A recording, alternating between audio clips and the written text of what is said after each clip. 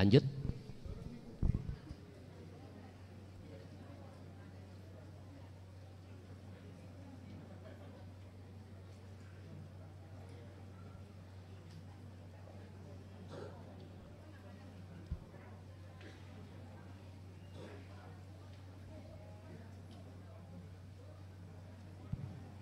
Nuwun sewu ingkang sampun dikecaken nggih monggo. Allahur Rahmanur Rahim. Assalamualaikum warahmatullahi wabarakatuh. Saderenge tanglet Gus kula gadah unen-unen nggih dikatakan tiang komprong napa tiang bijak nggih monggo mawon. Unen-unenipun ngeten Gus. Uang berkata, janganlah aku jadikan Tuhanmu. Tapi uang berkata, jadikanlah aku untuk mencari Tuhanmu kablil warid. Masa demi masa, waktu demi waktu, detik demi detik, menit demi menit, jam demi jam, hari demi hari, minggu demi minggu, bulan demi bulan, tahun demi tahun, seterusnya. Janganlah sampai kita bergendak ria dengan waktu yang ada. Bergendak rialah kepada Allah Subhanahu wa Ta'ala atau kabril warid. Itu menginjak pertanyaan Gus. Gus yang kula mirengaken panjenengan niku nek maca Fatihah biasane kok pakai a'udzubillah dan mboten maca a'udzubillah langsung bismillah. Niku pertama Gus. Terus ingkang nomor kalih ingkang leres niku sejatine urip napa urip sing sejati Gus. Terus nomor 3 nggih menika napa enten perbedaan makrifatullah dengan makrifat billah. Matur nuwun Gus. Assalamualaikum warahmatullahi wabarakatuh. Assalamualaikum warahmatullahi wabarakatuh. A'udzubillah dengan tidak a'udzubillah. Melihat dari maksud secara syar'i, a'udzubillah itu berarti kita memohon perlindungan terhadap Allah atas nafsu yang selalu menjerumuskan kita. Mengapa satu sisi terkadang saya harus berucap a'udzubillah atau tidak a'udzubillah langsung bismillah. Itu supaya golongan-golongan am itu tidak protes. Supaya golongan am itu tidak protes. Tapi jenengan jangan khawatir. Mengapa saya harus bersikap seperti ini? Karena di tengah-tengah umat manusia, khususnya umat Islam, itu banyak yang memakai, banyak yang masih ada di makom am. Makom di mana dia fanatik dengan a'udzubillah. Dan itu diperbolehkan manakala di dalam ruhaniyah jenengan ini tidak a'udzubillah, artinya lepas diri alias tajalli. Dan ketajalian hati jenengan itu tidak perlu untuk diketahukan oleh orang-orang golongan am. Am iku umum, ya dah. Nggak perlu, biar tidak menjadi perdebatan yang menjadikan akhirnya perpecahan. Hanya itu yang menjadi alasan kami mengapa terkadang juga a'udzubillah, terkadang langsung bismillah. Saya hormati saudara-saudaraku yang masih fanatik dengan a'udzubillah, karena itu proses beliau-beliau.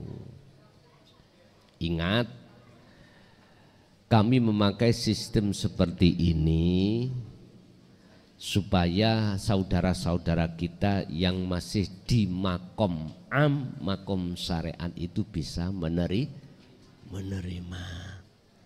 Sebab sebetulnya ajaran ini tidak hanya khusus untuk panjenengan yang sudah mencapai makom khos atau khawasul khawas, enggak, juga untuk makom am. Walaupun cara menerimanya hati itu berbeda, tapi saya bersikap yang halus seperti ini supaya mereka tidak langsung lari, biar dia angen, karena diri kita semuanya itu juga berawal dari beberapa proses begitu. Satu.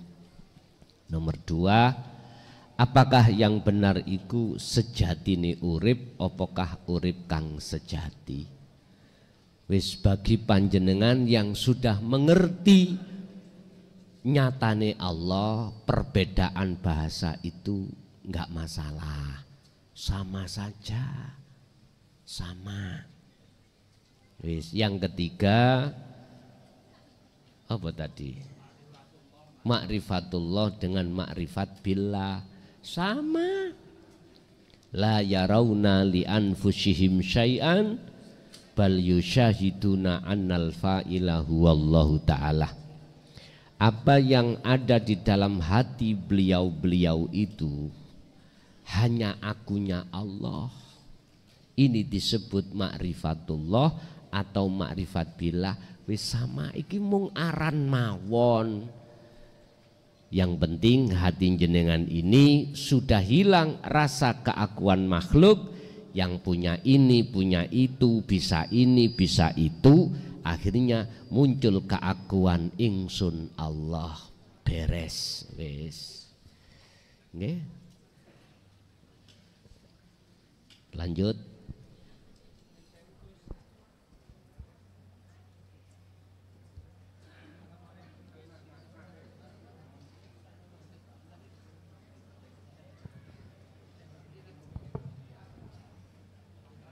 Assalamualaikum warahmatullahi wabarakatuh. Pada tanglet Gus, wonten ayat ingkang mongelipun la ing syakartum la azidanakum wa la ing syakartum inna azabi lasyadid. Lah ayat ini diperuntukkan untuk jasmania atau rohania Gus. Lah bagaimana mengenai ayat ini dalam sudut pandang hakikat? Matur mawon Gus. Matur nuwun saderengipun. Assalamualaikum warahmatullahi wabarakatuh. Waalaikumsalam warahmatullahi wabarakatuh.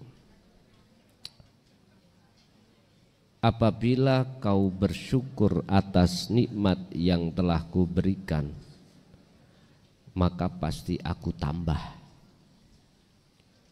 Sebaliknya, jikalau kau mengkufuri atas nikmatku, maka azabku yang amat pedih. Bapak Ibu, yang dimaksud nikmat la azidannakum ditambah itu apakah nikmat urusan kesenangan dunia? Ya, miturut pandangan ahli hijab.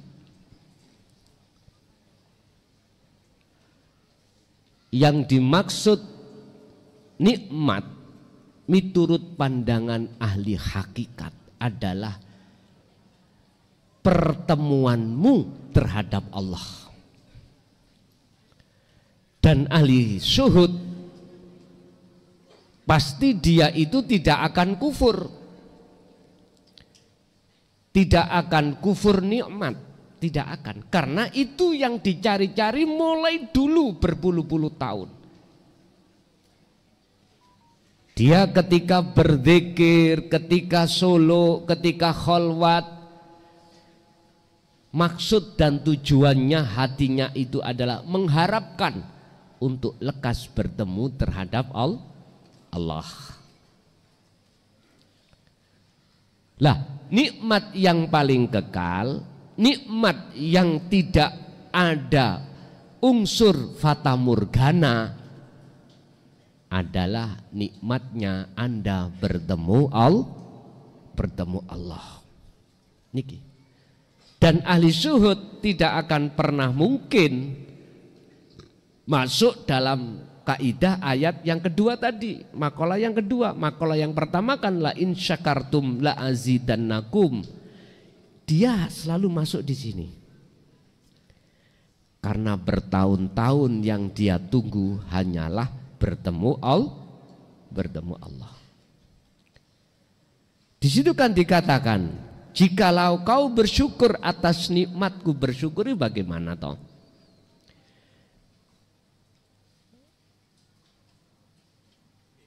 Tombone wong rindu iku apa? Ketemu nggih? Kalau sudah ketemu, inginkah kau berpisah? Enggak mungkin. Enggak mungkin. Jenengan semuanya ini pasti ada beban dalam hatimu adalah kerinduan, atau boleh saya katakan sebagai kasmaran.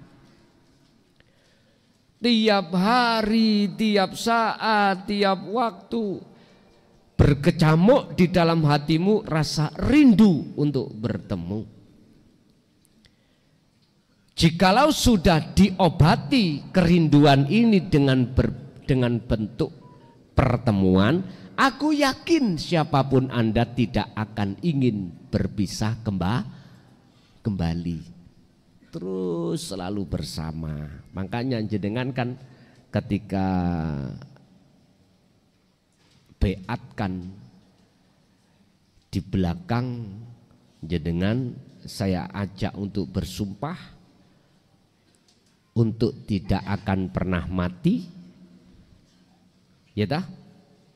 Untuk tidak akan pernah mati kecuali selalu bersama Allah. Disitulah maksudnya. Jadi yang dimaksud pandang kacamata hakikat adalah pertemuan tersebut. Nikmat yang dimaksud adalah pertemuan tersebut. Dan aku yakin siapapun Anda pasti tidak akan ingin berpisah. Kalau sudah bertemu, itulah kenikmatan yang abadi. Beda dengan kacamata sudut pandang syariat. Nikmat yang dimaksud di sini adalah urusan-urusan yang ada kaitannya dengan jasmani, yaitu ar-Rahman, kebutuhan, kesenangan yang bersifatkan dunia. Dalam pandangan mereka, mohon maaf, umpama jenengan hari ini dikasih Allah rezeki adalah 100.000,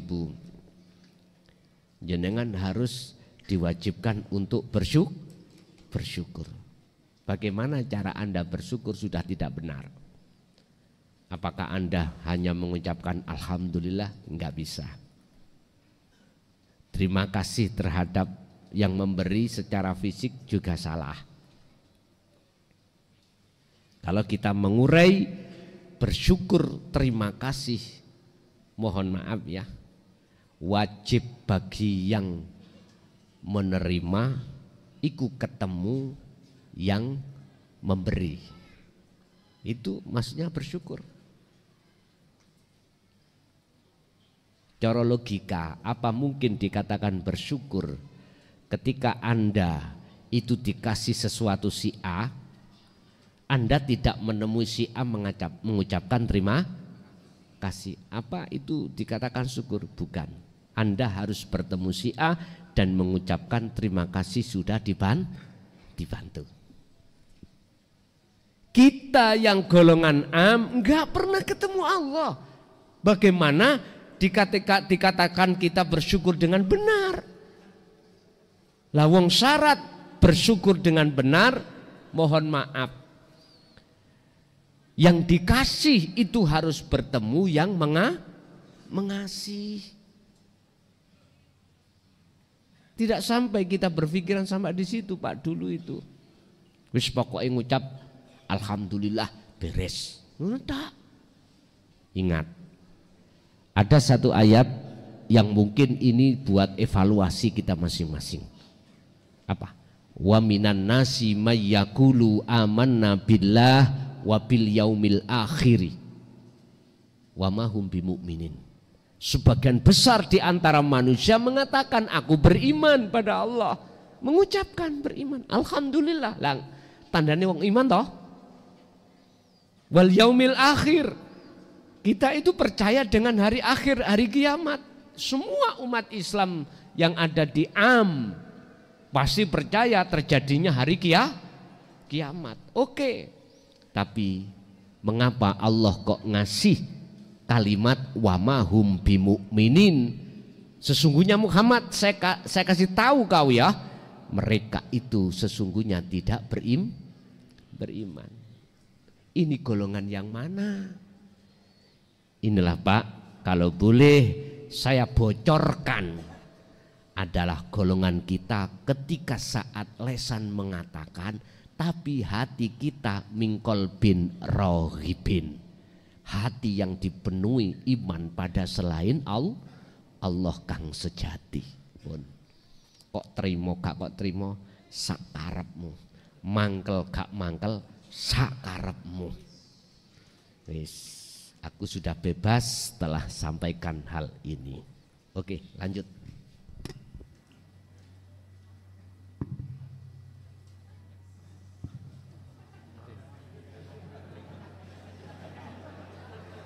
Assalamualaikum warahmatullahi wabarakatuh. Di dalam tata cara untuk bertawasul, baik kita tujukan kepada orang yang sudah meninggal atau yang sudah masih hidup, bahkan kepada orang yang mempunyai hajat.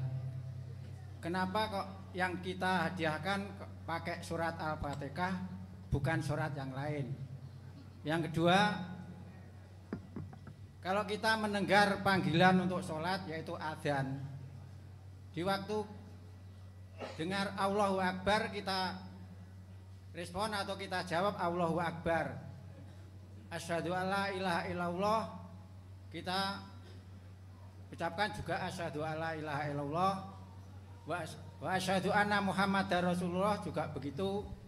Sedangkan untuk yang khayala sholat dan khayala falah kita ucapkan la haula wala quwata illa billahil azim dan seterusnya. Ini mohon penjelasan secara hakikat maupun secara syariat. Terima kasih, ada kurang lebihnya mohon maaf. Wassalamualaikum warahmatullahi wabarakatuh. Waalaikumsalam warahmatullahi wabarakatuh. Inilah Pak yang kumaksud, apa yang di lisan tidak sama apa yang di hati. Itu seruan kita untuk bertauhid. Makanya disuruh untuk baleni maneh. Allahu Akbar, utawi urip wujude akbar ini nyatane Allah. Endi akbar iki? Ya iki dunya saisine. Asyhadu an la ilaha illallah juga begitu.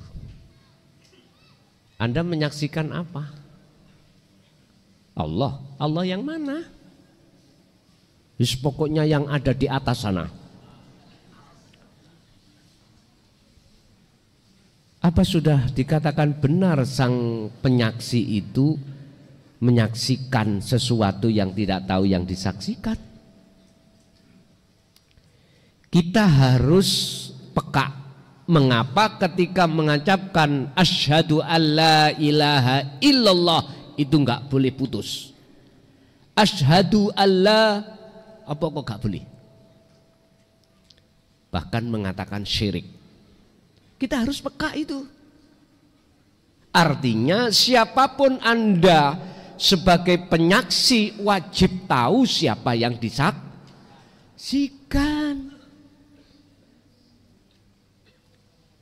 Anda melakukan apapun bentuknya, itu isi la ilaha. Nggak boleh henti. Ruhaniyahmu itu harus bisa tembus pada ilallah. Mana ilallah? Hidup dalam dirimu atau di luar dirimu. Kalau tidak sampai di situ, maka wa ana minal musyrikin. Berarti kita masih golongan orang yang menyekutukan Allah. Sejatinya gitu. Harus ini wajah tuwasia, harus. Makanya mengapa Gusti Allah itu memberikan warning terhadap para rasul, termasuk beliau Kanjeng Nabi Muhammad. Aku enggak akan ngutus awakmu Muhammad, iki Allah, jikalau kau tidak mau mengemban wahyuku yang inti. Mana? Illa ana niki.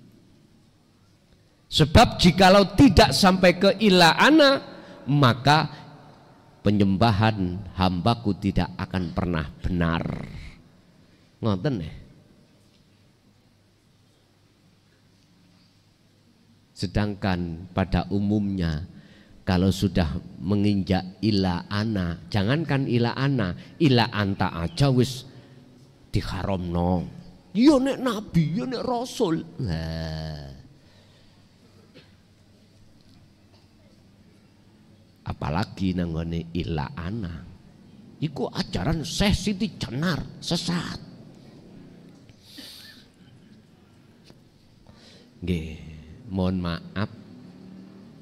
Sebetulnya itu atas ketidakpahaman kita lah. Di situ sehingga kita mengatakan itu sesat. Sungguh. Coba kalau Anda sudah paham di situ maksudnya, justru Anda akan mengatakan kebenarannya ada di situ. Itu. Tanya terhadap beliau-beliau yang sudah proses untuk menuju hakikat makrifat, pasti seperti itu. Orang itu tidak akan khilaf dalam suatu apapun manakala sudah sampai imannya itu pada ihsan, baru nggak akan khilaf. Bapak Ibu juga begitu, wa asyhadu anna Muhammadar Rasulullah. Makanya ini setiap Ramadan saya bahas kedudukan syahadat ini. Yang menyaksikan wajib tahu siapa yang disaksikan. Setelah jenengan syahadat ini dari segi ilmu dan amal sudah jenengan praktekno, maka akan mendapatkan syahadat ahad atau syahadat tunggal. Sehingga la farqa bainahum, tidak ada bedanya semuanya itu. Karena yang berperan itu cuman tunggal, nggak ada yang lain. Udah. Mengapa di situ hayya ala sholah? Jawabannya la haula, gak nirukan aja. Mari kita sholat, itu artinya gitu. Sampai disuruh untuk sholat, monggo sholat, jenengan jawab monggo sholat. Yuk gak sholat so, monggo aja terus. Maksudnya mengapa kita mengatakan la haula wala quwata illa billah? Inilah Pak yang sering kukatakan, jikalau kau ingin mendapatkan kekhusyuan dalam sholat, mohon maaf, atau Anda akan bisa bertemu terhadap Allah di kala waktu sholat, pakailah sistem la haula wala quwata. Yang dirimu itu tidak bisa apa-apa, tidak punya daya upaya untuk berdiri, rukuk, sujud, duduk, atau mengucapkan rukun-rukun sholat. Enggak punya, kekuatan pun enggak punya untuk itu. Artinya jenengan harus muncul rasa nyun sewu, harus hilang rasa keakuan diri yang melakukan. Setelah itu illa billah, muncul rasa keakuan Allah yang segala-galanya di situ. Sebetulnya itu. Mau tok ya kecili. Mulai TK sampai tuwek ya lah kaula terus. Ya maca terus. Prakteknya enggak ada. Karena apa? Karena inti maksud daripada la haula wala quwata illa billah itu tidak dijabarkan, diuraikan di tengah umat Islam khususnya. Jikalau ada yang membahas langsung disikat oleh kaum Khawarij, sesat itu. Ngoten wis. Terus si para masayih wis gak gelem ditulungi ya wis. Makanya dulu itu mengapa beliau bersikap diam? Karena ya itu ketika muncul langsung disikat. Ya sudah. Akhirnya dengan bahasa kinayah, bahasa isyarah, nyun sewu, sejarah yang tidak bisa kita lupakan ketika beliau Sayyidina Ali menjelaskan terkait masalah itu bagaimana beliau bunuh Hasan Husain, ya beliau bunuh, ya sudah. Bapak Ibu, kalau itu sudah diterapkan la haula wala quwata illa billah di dalam tengah-tengah sholat, berarti ini kan tidak lepas dari sirul asr untuk masuk di situ. Maka betul hayya alal falah. Apa? Mari kita menuju kemenangan. Baru bisa kau terima kemenangan itu. Dari rayuan hawa nafsu, dari nafsu yang melalaikan hatimu pada Allah. Baru menang. Hayya alal falah. Mari kita menuju kemenangan. Jadi sampean yo terus ngomong mari kita menuju kemenangan terus saya begitu. Mari marah-mari. Padha ngene, sama dengan gini. Ning ngarepe, "Son, ngarepmu ana wedang kopi omben." "Oke. Monggo omben." Jawab kula, "Monggo omben." Terus nggih monggo omben. Mestinya kan dicandak terus minum, enggak, monggo omben, ya monggo omben. Mohon maaf. Jadi sekali lagi bukan berarti saya ureh-ureh maksud daripada tatanan syariat mboten. Kami bermaksud menyampaikan ini supaya karakter sifat kita yang ada di itu tidak hayya ala sholah. Jadi biar betul-betul la haula wala quwata illa billah, begitulah. Nggih. Lanjut. Assalamualaikum Gus. Waalaikumsalam. Niku Gus, nami kula Triyono dugi Kesamben Jombang Gus. Nggih. Nggih sepindah kinten-kinten niki badhe cerita sekedhik Gus. Niki kula sampun tumut thariqah nggih setunggal tumut thariqah ngoten Gus. Mantun ngoten ningali teng Kutub kula kepanggih kali Guson. Akhiripun kula nggih alhamdulillah sampun tumut beat teng Guson lewat Kutub Gus.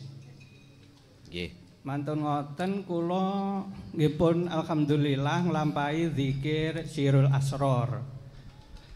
Nah, sien sakderengipun nglampahi zikir Sirul Asror menika nek salat niku Gus.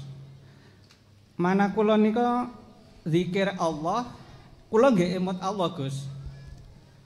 Nah, kan pas ngucape kan nggih pas doane salat nika. Nah, akhir-akhir niki Gus, kula salat nika niku mungele niku teng lambe niku nggih doane salat. Teng manah tapi mboten saged Gus. Teng manah niki mek nggur remen, adem, nggih, ayem pun nggih ngoten niku lah remen lah Gus. Des pun nggih badene nyeritakaken mboten saged. Ora iso digambarke to, nggih. Tapi teng pikiran iki tasik emut Allah. Dadose antarane manah kali pikiran iki pedhot ngoten lho, Gus. Nggih. Terus niku nggih pertanyaanipun nggih dus pundi mengaten Gus penjelasanipun. Nggih. Nggih matur suwun sanget Gus penjelasanipun. Ngapunten ingkang kathah Gus. Wassalamualaikum warahmatullahi wabarakatuh. Waalaikumsalam warahmatullahi wabarakatuh. Ada beberapa tahapan makom orang berzikir. Ada orang berzikir secara lisan tapi dia lalai pada Allah. Niki mungkin jenengan lebokno kriteria jenengan wonten tahapan golongan sing pundi. Yang kedua, ada orang yang berzikir baik hati maupun lisan, dia itu hanya teringat bahwasanya yang menciptakan dunia seisinya adalah Allah. Dan menurut mereka Allah itu ada di atas arsana. Ada orang yang zikir seperti ini. Dan juga ada seorang yang berzikir merasa bahwasanya Allah dekat. Apakah dia itu mengucapkan di lisan Allah atau di hati mengucapkan Allah, tetapi dia sudah merasa kalau Allah sangat dekat, tapi belum bertemu. Ini golongan muraqabah, golongan orang-orang yang sudah memegang sirul asrar, tapi dia belum bertemu Allah.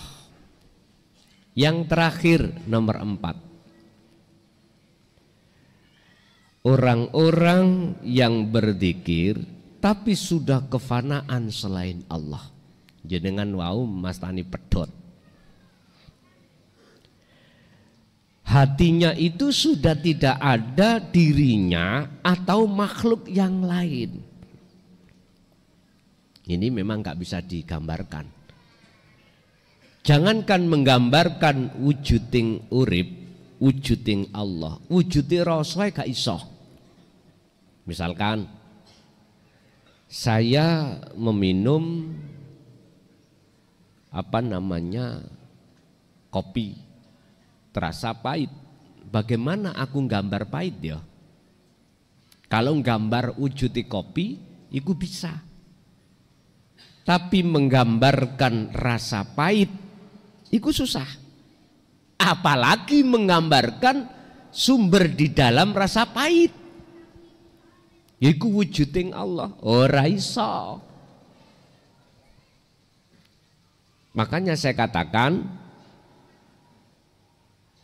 tahapan yang terakhir makom seseorang berzikir tapi dirinya kefanaan selain Allah, termasuk dirinya. Jenengan tadi Mas Tani pedot. Yang terjadi adalah rasa nikmat. Pokoknya nggak bisa digambarkan nikmatnya dengan sesuatu apapun. Bagi panjenengan yang masih ada di 3, la tatruk adzikra li adami hudurika ma'allahi ta'ala minhu. Ojo kok tinggal no dikir yang wis sampen gecoi senajano walaupun Anda belum kehuduran terhadap Allah. Karena itu prosesmu. Dengan cara Anda tidak meninggalkan inilah proses pembersihan syirik yang sudah menumpuk di dalam hati kita. Nanti ada waktu tersendiri kehuduran itu. Ingat, Anda jangan punya hati yang pesimis. Allah sudah berjanji terhadap kita semuanya sebagai hambanya yang di dalam hatinya ada harapan ingin ketemu Allah. Mangkana yarju liqa Allah fa inna ajalallahi la'at. Ingat, barang siapa dalam hatinya ada keinginan, harapan ingin bertemu Allah, Allah pasti akan menanamkan rasa rindu untuk bertemu. Dan di situ Allah berjanji dalam waktu yang sudah Allah tentukan sendiri atas pertemuan tersebut. Al-Ankabut ayat 5. Bis. Percaya gak percaya saenakmu. Yang jelas Allah sudah berjanji pada dirimu sendiri. Tergantung Anda terus apa mboten. Ingat mengapa walaupun belum khudur kok selalu disuruh untuk berzikir. Ngeten. Lalimu sebab berzikir tersebut tidak kekhuduran, iku mohon maaf luweh apik katimbang lalimu tanpa berzikir. Atau gini, lalimu tanpa berzikir itu lebih bahaya daripada lalaimu karena kamu berzikir tetapi hatimu belum khudur-khudur, gitu loh. Inilah yang dimaksud birriyadoti wal azkar. Riyadhah harus kita tekankan. Apa riyadhah? Prihatin. Prihatin dari apa? Mohon maaf, baik fisik maupun hati ruhaniyah. Fisik, mohon maaf, yo aja kakehan mangan. Artine nek diduki mangano. Mangan ya ngono. Ya wis. Ojo sampah israf, kuwareken. Dikei pisan kok durung warek. Ya imbuh. Pokoke ojo kuwareken. Siji lho Pak, tangki sampean ambek liyane iku beda-beda. Lah men delok sing tangkine sak timbo-timbo niku. Gak cukup diwene semunu, makane panitia siapno. Nek ana sing embuh lho. Keono, ngoten lho. Ngoten lho. Sampeyan paringi mergae tangkine siji ini kadang gak padha. Nggih, kadang tangkine si A iku luwih kecil. Tangkine si B, wah, sak gentong. Podo-podo dikei sak piring, ojo ngono. Ya sampean tambahilah, ngono lho. Ya nang imbu ya ngacung, langsung mlebu nang ndi? Nang pawon. Panitia sudah menyiapkan semuanya kok. Heeh. Wal azkar, zikir itu terutama. Jangan sampai sembrono. Terus walaupun li adami hudurika belum muncul kekhuduran hati jenengan datang Allah, tetap harus kita dzikir, terus kita dzikir. Merawani ku angel ya. Gak pisan pindho. Nah, sing tau rabi merawani lho. Sebab wong wedok iku selapute loro. Miturut kitab. Ana buntu daging, ana buntu balung. Makanya ana wong lanang kejeron ngoten lho. Lho, enggak iso. Sampean kudu bedah selaput loro iku. Nek gak bedah, nutfahmu iku gak iso mlebu nang nggone rahim. Puluhan tahun ya tetep ae. Kudu bedah iku. Ya rekoso Dedek. Nyun sewu Bu nggih. Nyun sewu. Kula tak madhep mriku mawon, ngoten. Loh. Jenengan wis dewasa toh? Wis dewasa. Perlu diajarkan ilmu syek. Ngoten lho, miturut agama bagaimana dipandu ning kitab. Dadi wong wedok iku ana buntu daging, ana buntu balung. Dua selaput iki nek mboten ilang, ngoyo-yo apa sampean tuas jengking gitu. Kok gak dadi. Ya wis kudu sing sabar, jenengan kudu tetep sing gelek njaluk hajat. nangone garwa jenengan. Ngaten. Mangane nek rabi rondo-rondo ae penak. Wis duwe dalane wis enak ngono. Pun mblakrak tutuk kono. Dzikir tutuk kono pun. Iku minangka mawon Pak ya, minangka aja. Jadi mohon maaf. Tetap itu harus kita jaga bentuk faqatis tamsaka bil urwatil wuthqa, tali Allah yang sudah disambung Allah. Berarti cara menjaganya kita terus sak mampu jenengan laksanakan dzikir tersebut. Jadi jenengan wonten pundi di antara 1 sampai 4 tadi mekaten. Jadi jujur Jaya Baru itu bukan untuk siji thariqah lho Pak ya. Siapapun Anda berthariqah silakan. Silakan.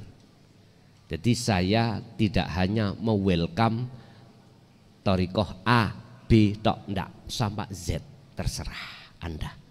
Ingat kata-kataku sampean pegang. Sampai kapanpun jenengan bersuluk, kalau hanya berbekal jahri dengan siri, nyun sewu, tidak akan pernah wusul. Kecuali Anda sudah memegang kunci wusul, yaitu sirul asrar. Begitu. Urusan percaya gak percaya takoo sing wis pengalaman-pengalaman ngaten. Nggih. Ibu sekarang ada pertanyaan? Ganti Pak, gak sampean tok. Ibu juga kita kasih kesempatan. Monggo Bu. Assalamualaikum. Kula saking Jombang Gus. Kadhe Tanggret.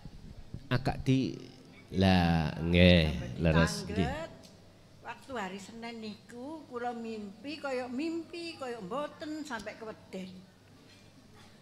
Kula mimpi bersih-bersih sampah kalian bapak kula. Bapake pun sedo dereng? Sampun. Sampun, nggih. Nggih niku mawon. Assalamualaikum warahmatullahi wabarakatuh. Waalaikumsalam warahmatullahi wabarakatuh. Maksude iku artine apa? Lah ngoten nggih. Nggih musumbahe yo. Kudu diewangi. Pun Bu, ngeten Mbah.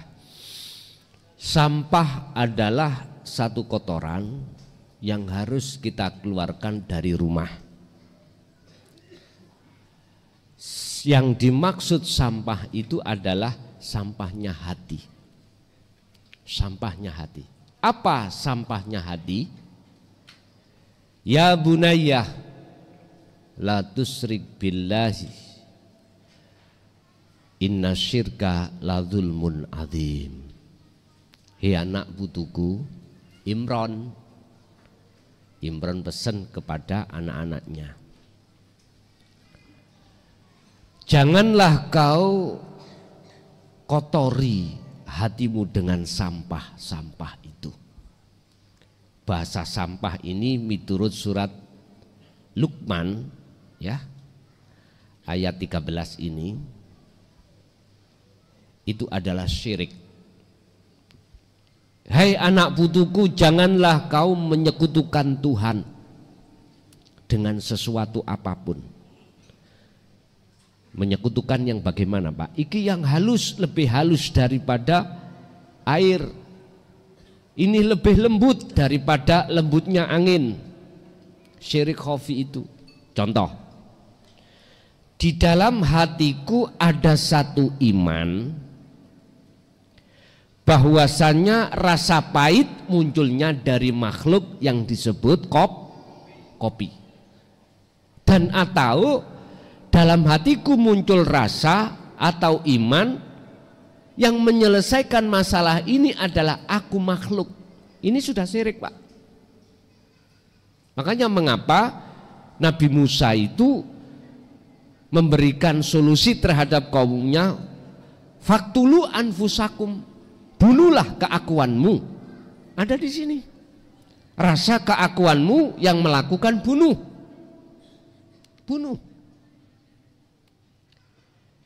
Jadi yang dimaksud sampah di sini adalah kotoran hati Bu. Kotoran hati adalah syirik. Syirik yang paling halus adalah syirik khafi. Ini tidak akan terdeteksi manakala kita tidak masuk di dalam hakikat ma'rifat. Nggak bisa. Kalau kita bicara di syariat thariqat itu syirik jali. Syirik jali. Syirik jali itu syirik yang jelas. Anda beriman pada selain Allah. Punya Tuhan selain Allah. Tapi Anda disuruh iman yang menyambut nyawa adalah makhluk yang bernama Israel. Kalau nggih kadang-kadang bingung ngrasakno. Dikongkon iman nang Allah tok kok muncul iman yang lain. Bapak Ibu hadirin, lah jenengan pada saat itu nggih sampean bersihna mboten, Mbah? Sampai. Lah, iku bentuk jenengan selalu disuruh untuk berzikir sirul asar. Nggih. Nggih, Ibu ada lagi? Mboten enten? Pak I masih ada? Monggo. Bismillahirrahmanirrahim. Assalamualaikum warahmatullahi wabarakatuh. Kula saking Pekalongan Gus badhe tanglet dawuh lam yashkurin nas lam yashkurillah niku pangertosanipun kados pundi? Kang kaping kalih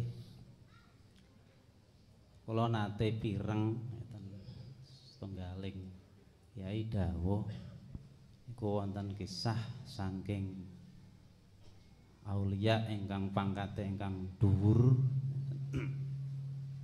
nek boten lepat Imam Bustami nek boten lepat niki nate dawuh menawi kula boten emut Kanjeng Nabi sak detik mawon kula syirik niku nuwun sewu dipun jelasake.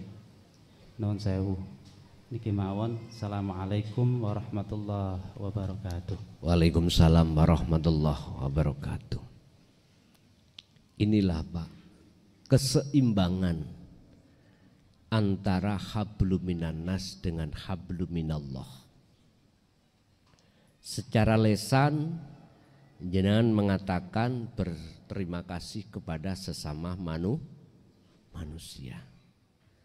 Tapi hatimu iku hanya bersyukur pada Allah. Bagaimana mungkin kita yang masih ada di dalam makom am melaksanakan ini? Kita hanya melaksanakan secara syar'i saja, secara lesan. Tapi hati kita tidak bisa. Alhamdulillah bebek matur suwun jenengan nulung kula. Alhamdulillah pada Allah bahasa lesan tadi kita, tapi disambung dengan bebek tadi yang menolong. Mestinya loh ya. Secara lesan syariat kita matur suwun terhadap bebek, tapi ruhaniah kita harus bertemu hidup pada dalam bebek. Lah ini maksudnya di situ. Yang kedua terkait masalah ingat pada Rasulullah.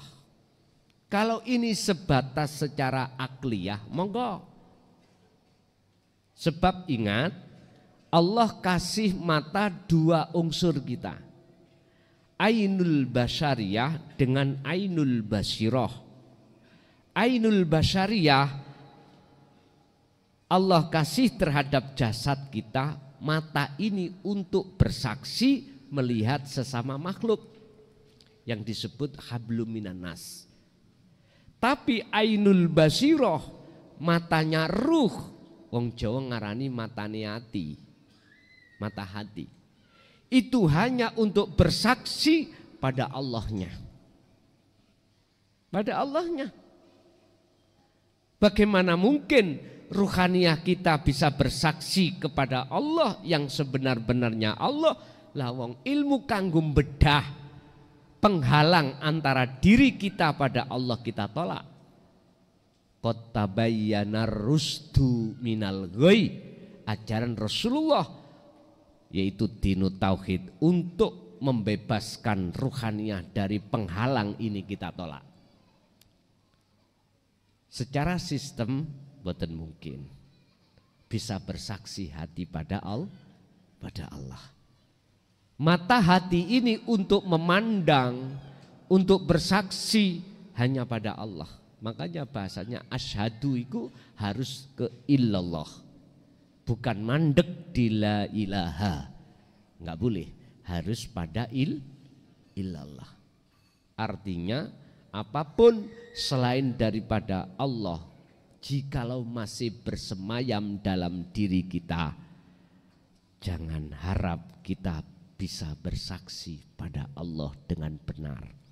Cara lesan sih oke, tapi secara ruhaniyah tidak oke. Oleh sebab itu jalan satu-satunya adalah yastami'unal qaula. Dengarkan dan terimalah ajaran Rasulullah ini. Lalu wayattabi'una aksanahu, ikuti petunjuk-petunjuk di dalamnya dengan baik. Jadi bahasa aku tidak terlepas ingat aku pada Rasulullah itu bahasa jasmani, tapi bahasa rohani itu sebetulnya di dalam diri Rasulullah itu siapa. Jadi enggak jauh berbeda dengan syukur keseimbangan antara hukum syariat dengan hukum hakikat. Karena beliau memakai sistem wasilun, pasti seperti itu, kecuali sistem majedubun. Bu, sinten sing belanjani sampean? Allah. Sinten bu sing dahar? Allah. Wis. Jero dibuka ning njaba. Kita golongan am gelimpungan, Pak. Wah, ya apa ya? Gelimpungan karena kita tidak paham. Siapa yang adzan tadi? Allah. Waduh. Ngunu ya ngunu, krono iku ngunu ya bener. Tapi nek kok gawe seperti itu, ya kita yang masih ada di wis muncul gerakan-gerakan nantinya. Begitulah. Nggih. Sudah cukup? Bapak Ibu hadirin jamaah rahimakumullah, apa yang telah Allah berikan pada malam hari ini terkait masalah ketetapan, jadikanlah itu sebagai kendaraanmu untuk bertemu sesungguhnya siapa yang disebut Allah itu. Mudah-mudahan menjadi satu buah ilmu yang bermanfaat terhadap kita dan keluarga kita ila yaumil qiyamah. Lahumul Fatihah.